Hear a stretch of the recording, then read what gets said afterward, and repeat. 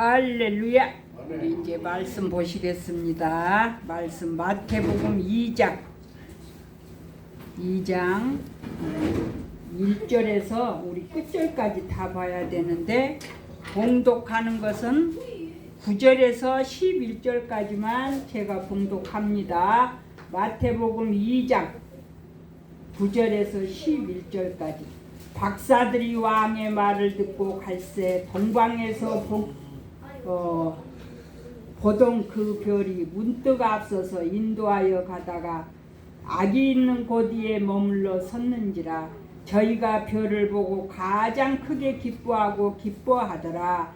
집에 들어가 아기와 그 모친 마리아가 함께 있는 것을 보고 엎드려 아기께 경배하고 보배함을 열어 황금과 유황과 몰약을 예물로 드리니라. 아멘. 오늘 말씀 제목은 아기 예수를 찾아온 동방 박사들. 잠깐 기도합니다. 하나님 아버지, 오늘 기쁜 성탄을 맞이하여 저희들이 주님 앞에 나와 우리 아기 예수님께 경배와 찬양을 올려드리게 하시니 감사합니다. 아멘. 평화의 양으로 이 땅에 오시고 온 인류를 죄에서 구원할 자로 이 땅에 오신 우리 아기 예수님, 그 예수님의 평화가 온 지구상에 넘쳐나게 하여 주시고 우리 대한민국에도 아버지 구석구석 아버지 평화의 양으로 오신 우리 예수님의 은혜가 흘러 넘쳐서 이 나라의 모든 경제가 안정되고 정치가 안정되고 아버지 모든 것이 회복되는 역사가 있게 하여 주시옵소서. 이 시간 말씀을 통하여서 저희들 함께 은혜 받을 수 있는 시간 되게 도와 주시옵소서. 예수님의 이름으로 기도합나이다. 아멘. 아기 예수를 찾아온 동방 박사들. 오늘은 성탄절입니다. 하나님의 독생자 예수 그리스도께서 하늘의 영광과 보좌를 버리시고 이 땅에 말씀이 육신이 되어 오셨습니다. 요한복음 1장에서 보게 되면 말씀이 육신이 되어 빛으로 이 땅에 오신 우리 예수님의 소개가 나오고 있습니다. 그래서 오늘 기쁜 성탄을 맞이해서 우리 성도님들 가정 위에도 하나님의 크신 은혜가 충만하시기를 예수님의 이름으로 축원드립니다. 성탄절은 하나님의 독생자 예수 그리스도께서 우리 인간의 죄를 사하시고 구원하시려고 이 땅에 오신 줄로 믿습니다. 우리들은 이 성탄절을 해마다 이제 맞이를 합니다.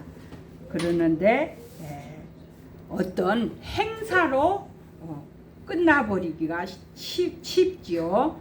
그래서 오늘은 진정 주님께서 내 마음에 새롭게 탄생되어지는 뜻깊은 성탄절이 되시기를 예수님의 이름으로 축원드립니다.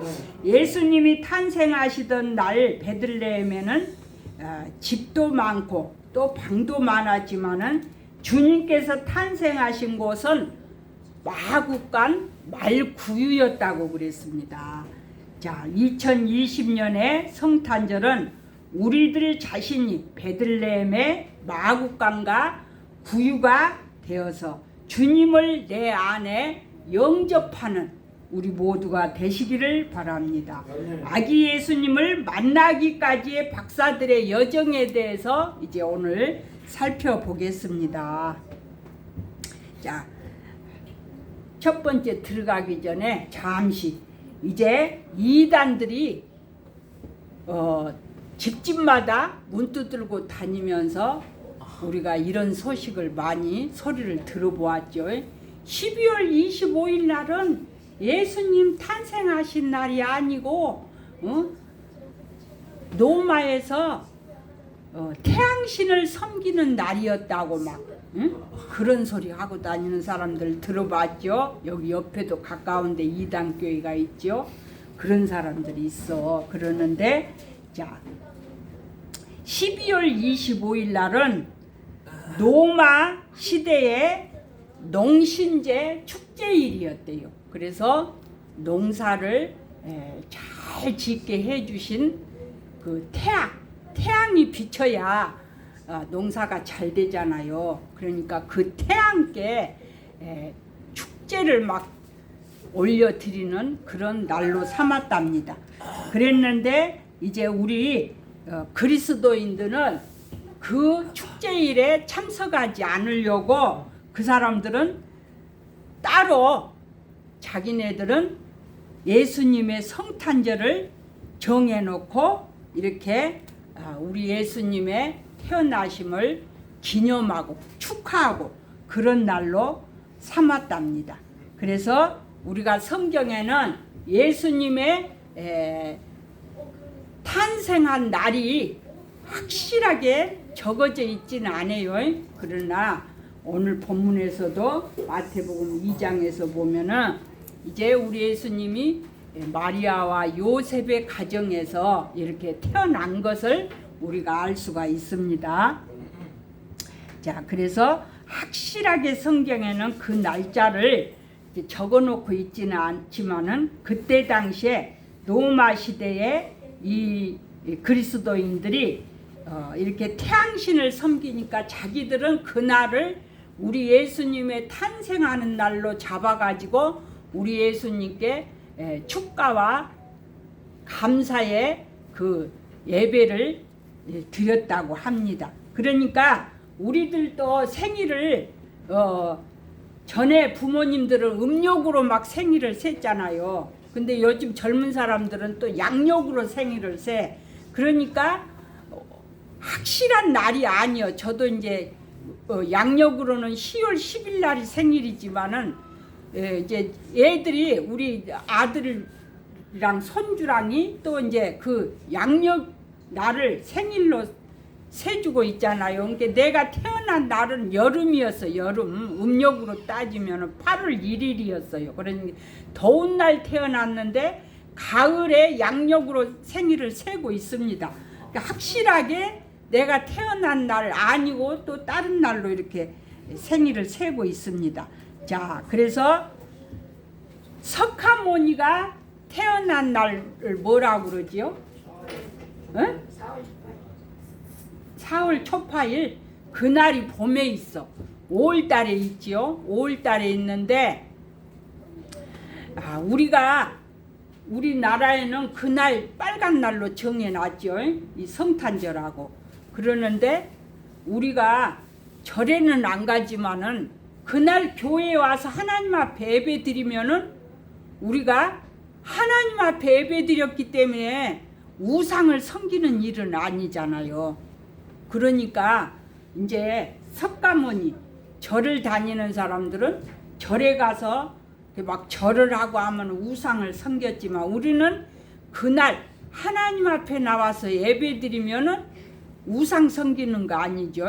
그러니까 로마 시대에 이렇게 농신제 태양신을 섬기는 날 그리스도인들이 예수님의 생일날로 정하고 예수님께 경배와 찬양을 드리는 것은 하나님께 영광이 되는 날이에요. 그래서 이단들 말을 들으면 자꾸 혼란스럽게 만드니까 그 사람들 말을 듣지 말고 우리는 오늘 우리는 아기 예수님께 경배와 찬양을 드리는 날입니다. 자, 첫 번째로 이제 동방 박사들이 어떻게 해서 아기 예수님을 찾아갔는지 한번 살펴보겠습니다. 동방 박사 그들은 누구인가? 그들은 별을 보고 시대의 운명을 연구하는 천문학자들이었다고 그랬습니다. 그들은 누구의 명령에 의해서 하는 것이 아니라 개인적인 어떤 영달이나 영예를 위해서 하는 것도 아니고 오직 진리를 찾기에 노력하는 사람들이었다고 그랬습니다.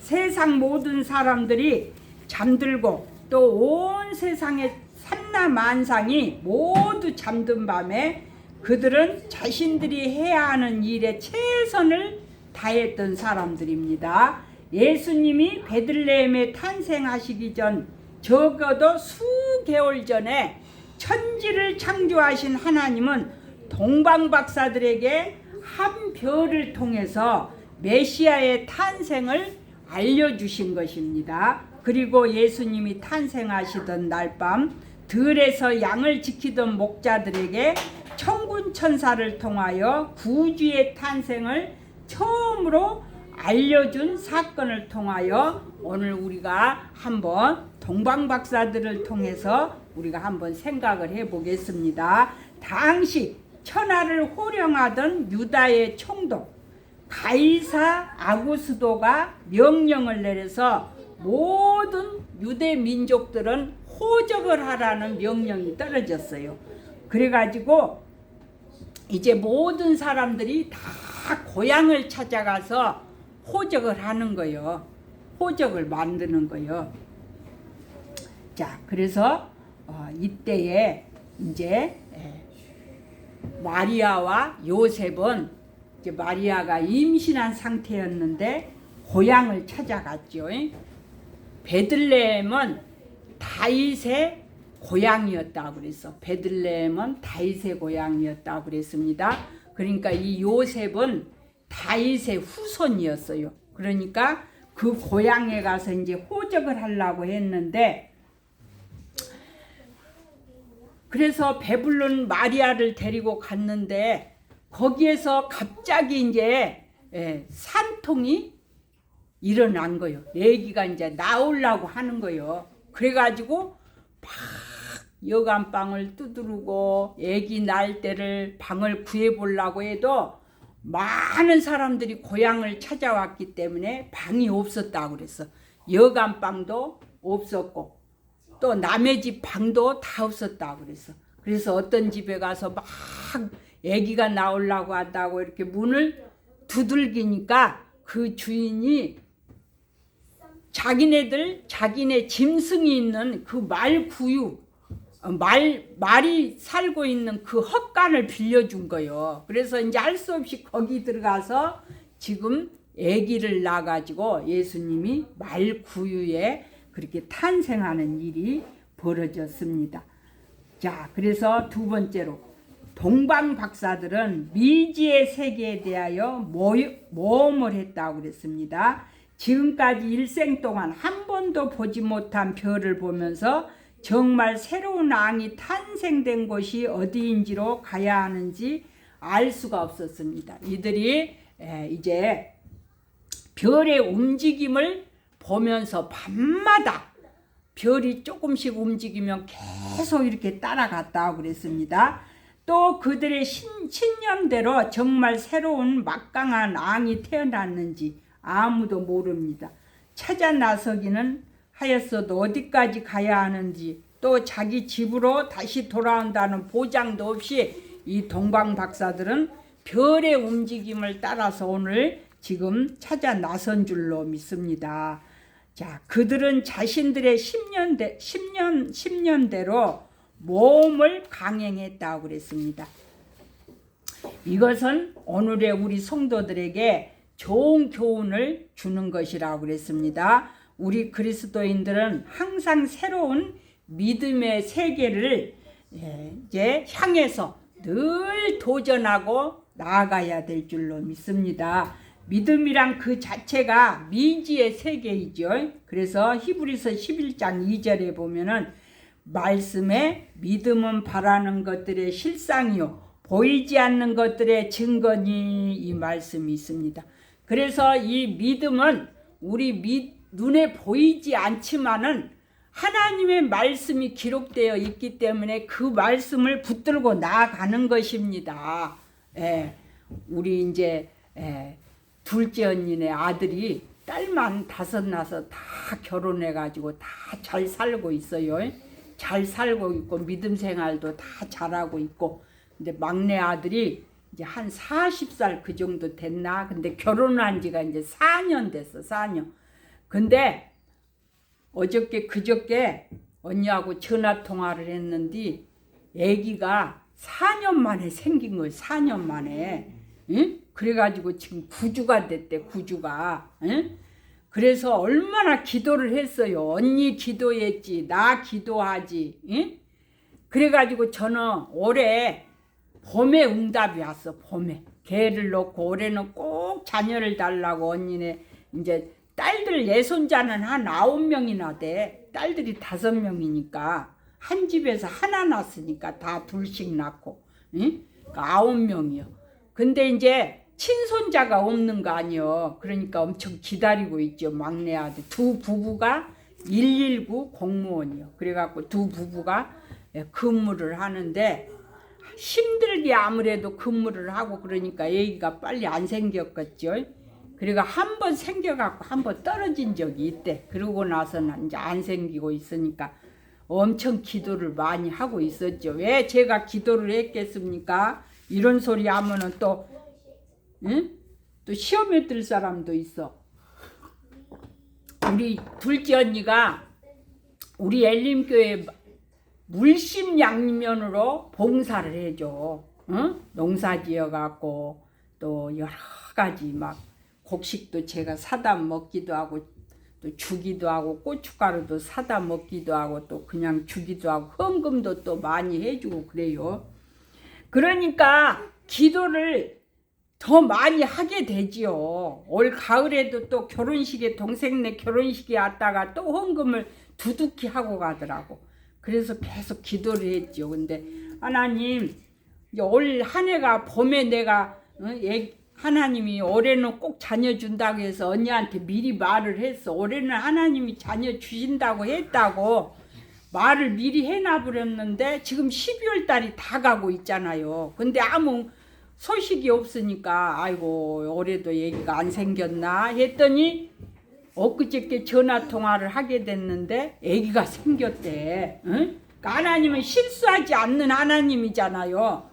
봄에 저한테 응답이 왔잖아요. 올해는 주신다고. 응? 그랬는데 12월 달 가기 전에 애기가 이제 생겼으니까 하나님은 올해 넘기지 않고 자녀를 주셨으니까, 응? 하나님은 실수하지 않는 하나님. 그래서 우리의 믿음은 미지의 세계를 향해서 나아가는 거예요. 우리 눈에 보이지 않고 손에 잡히는 거 없지만은 그냥 열심히 주일 예배를 드리고 오늘 또 우리 경로당의 할머니들을 초대했는데 봄에 좀 나오셨던 할머니들 했는데 대답은 하셨는데 안 오시네. 응? 그래서 그렇게 중단해버리면은 구원도 못 받아. 구원도. 그죠? 끝까지 우리가 믿음 생활을 해야지 구원도 받고 천국도 가는 거지. 96세 드신 할머니 민철이 할머니가 또 그러더라고. 어제 내가 갔더니 뭐 과자하고 뭐 빵하고 좀 사갖고 갔더니 아이고 할머니 건강하시네 그랬더니 아이고 이제 96세요 어쩔까 또 이래. 돌아가신 것이 걱정이 돼서. 그래서 내일은 기쁘다 구주 오셨네. 교회 꼭 오셔야 돼요 할머니 그랬더니 오시면 되는데 3층이나 또 다리 아파서 못 올라오신 것 같아. 그래서 우리는 끝까지 믿음 생활을 해야 하나님이 응답도 주시고 또 구원도 주십니다. 아멘. 네, 아멘. 자, 마지막으로 이제 마지막인데 조금 길어요. 별을 따라간 동방 박사들. 당시의 정치적인 상황은 로마의 제국하에서 탄압과 소용돌이 속에서 살아가는 시대였습니다. 그때는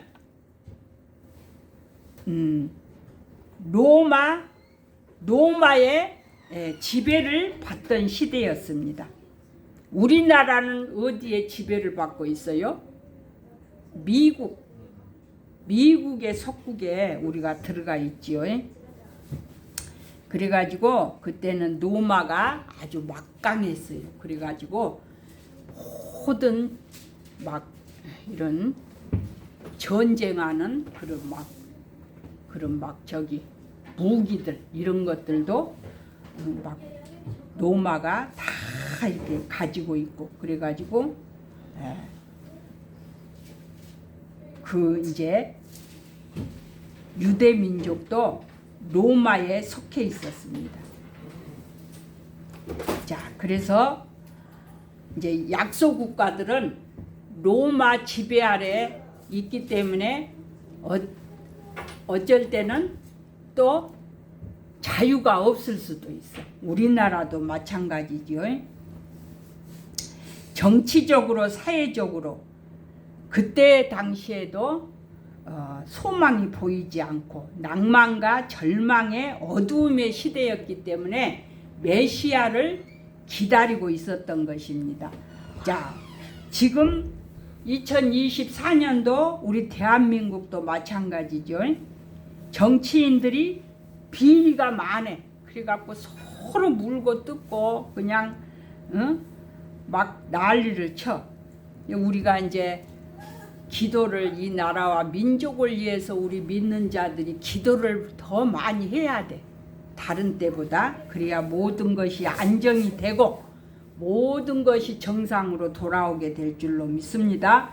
우리가 살고 있는 이 시대는 예수님이 탄생하시던 그때와 같이 정치적으로, 경제적으로, 사회적으로, 안보적으로 어둡고 힘든 시대였습니다. 이와 같은 시대에 우리들은 믿음을 굳건히 지켜야 될 줄로 믿습니다. 하나님의 말씀대로 행하여 이 시대에 하나님께 쓰임받는 사람들이 되어야 될 줄로 믿습니다. 그리고 종교적으로도 부패하고 타락한 어두움의 시대였다고 그랬습니다. 그때 당시 메시아의 탄생에 대하여 선지자들은 예언을 통하여 당시의 율법자들과 종교 지도자들은 베들레헴에서 메시아가 탄생될 것이라는 것까지 알고 있었지만 그들의 하나님께 대한 신앙과 믿음은 어두움의 세상이었다고 그랬습니다. 선지자의 예언을 모두 잊어버렸습니다. 선지자들이 구약시대 때 예수님이 이 세상에 오실 것을 예언을 했지만은 너무 세상이 강팍하다 보니까 예수님 오신다는 것을 다 잊어버렸어요.